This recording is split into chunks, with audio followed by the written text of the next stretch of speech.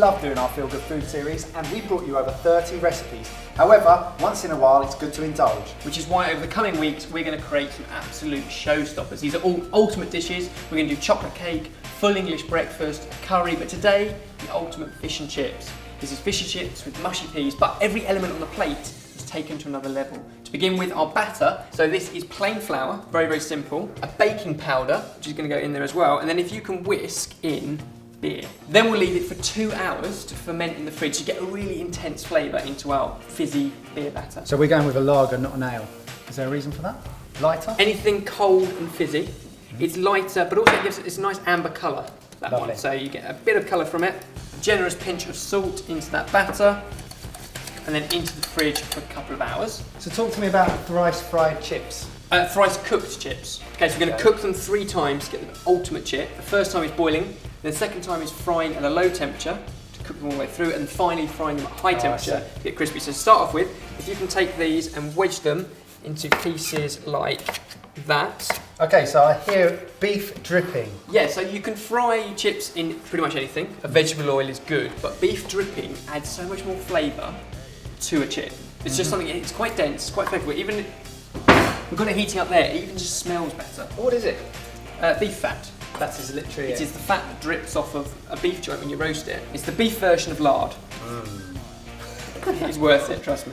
Step 1, we could put our wedges into cold salted water, bring it up to a boil, and when it's boiling, let it simmer for 5 minutes. In the meantime, we can make our mayonnaise. We need to make homemade mayonnaise with tartar sauce. A perfect accompaniment to fish and chips. So if you can just crack an egg, I need the yolk in here, white we don't need. Cool. A little dollop of Dijon mustard, a pinch of salt and pepper, and now I'm going to dribble in the rapeseed oil a little bit at a time as you whisk. I see. So you said that this is tartar sauce, but we need to make mayonnaise. Which is it? One or the other? It will be both. So we're making tartar sauce with the dish, and we're making it ultimate by making our own homemade mayonnaise. So we make mayonnaise with rapeseed oil, this beautiful amber colour you can see. Yeah, it looks good. And then we add in capers, gherkins, and parsley, and that turns it into tartar sauce. I see. Our potato wedges have been bubbling away for 5 minutes. Now's a good time to drain them. Can you just lay all of those potatoes out onto the tray? I can. So by boiling them, to make them fluffy, and then when you twice fry them, they go crispy on the outside? They're the crispy edges. Good. But we don't want to overcook them, so in order to fry them, we now need to put them in the freezer to cool down. Why? Because you want to take the core temperature right down, so that when you put them in the oil, you get the crispy outside. So they can carry on cooking? Yeah. Nice. So into the freezer, Nice. and we finish off our tartar sauce. Well, it looks amazing. Oh, that's amazing. And that's just on its own. Now mix in all of those sharp, tangy flavours, the gherkins, the capers, and the parsley. That is so creamy. We need to make that. You need to make that at home, because that, I guarantee, that's the best tartar sauce you will ever taste. And now for the mushy peas, which will be equally good. Start off with a shallot and a couple of cloves of garlic. We're going to chop those up, fry them off in a pan, and then add in our peas, spinach, extra green colour, vegetable stock, fresh mint, and blend the whole thing up. While we wait for our mushy peas to come up to the boil, we can carry on with our potatoes. So out of the freezer, that's the other one. Oh yeah. We need to carefully lower our potatoes into our beef dripping. Another thing that makes this recipe ultimate, we're not frying in oil, we're frying in beef dripping, and this needs to be 135 degrees Celsius, and these go in for a good sort of 6 to 7 minutes. That'll cook them through and give a slight golden colour, but they won't be crispy. What can I do to help next, Ben? Grab our blender, and we're going to mash up our peas. If you can rip up some mint into there, maybe half of that, and a generous squeeze of lemon juice from there. It smells so minty. It smells like chewing gum. You said you like a bit of butter on your peas, so some of that going in there as well. Lid on, nice. and blend the whole thing up. Not to a puree, but to a kind of mushy pea consistency, okay? Perfect. Kind of really good, chunky, Oh, it smells amazing. mushy peas. Back into our pan to keep warm while we get everything else ready. Now, our chips can come out, so they've had their twice cook process, and then drain them on kitchen roll or a clean tea towel is fine. Back into the freezer while you bring the beef dripping up to 180 degrees Celsius. And while you're in the fridge, you can grab our batter. Well, I'm trying to be delicate with them because they are so soft. I don't want to break them, and I definitely do not want to lose the skin, because that's going to be the best bit. And they can go back into the fridge to cool down a little bit more before their third process of cooking. And while you're there, bring out our batter, because now we're moving on to the last stage, which of course is the most important one, the fish. We've got some haddock fillets, So they've been skinned and pin boned, and this is the batter that we've made earlier that's already been in there for 2 hours. Lovely. You can see how nice and thick it is, it's smooth, and the fermented beer smell. Yeah. You get that kind of beer smell. Interested to see what that tastes like. Really good when it's fried. But now we can season up our fish, salt and pepper. Now Mike, you're going to do the most important part. You're going to take a fish fillet, dunk it into a batter and lower it carefully into the hot oil away from you.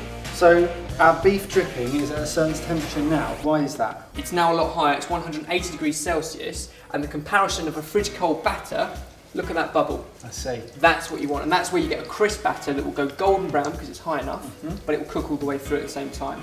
In that pan, we'll probably only get away with 1 piece of fish at a time, but after a couple of minutes, you'll need to turn it over, then take it out to drain, and that means you can put our chips back in for the final cooking, just 2 or 3 minutes to crisp up, and then all the components come together for the ultimate fish and chips.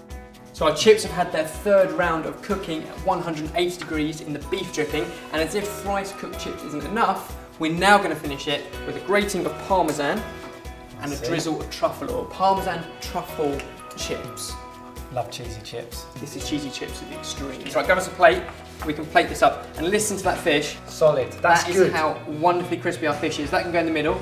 Place a few chips on one side, and I'll grab the mushy peas, and another ultimate dish, generous dollop of our homemade tartar sauce, and a wedge of lemon. Look at that, is that ultimate?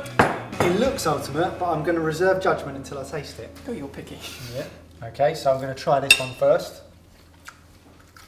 Delicious. Immediately you taste that beer batter straight away, and then the fish comes in. It's so, do you know what I like? Is that it's not greasy. It's not greasy, but it's still crunchy. That is lovely. Okay, Now, right. try our Parmesan truffle chips. Thrice fried. So the Parmesan and the truffle give it kind of that umami flavour, the real savouriness. Yeah, that's exactly it. Now, you're not a fan of mushy peas, but tell me what you think of these. Yeah, come on. That's really good. It's really quite light. I think it was a summary. Like mushy peas out of a tin, fine.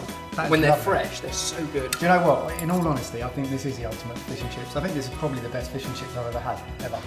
So in my eyes, that's ultimate.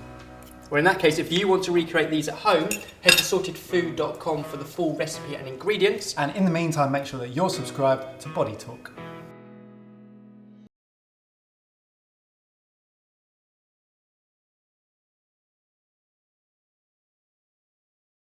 More of our granola. Look at that granola now, a beautiful golden colour. The crunch, coconut, pumpkin seeds. A very simple skinny sundae. Mike, all we have to do is taste it. I'm intrigued by this one, I really am. I'm very interested. Make sure you get a good bit of crunch.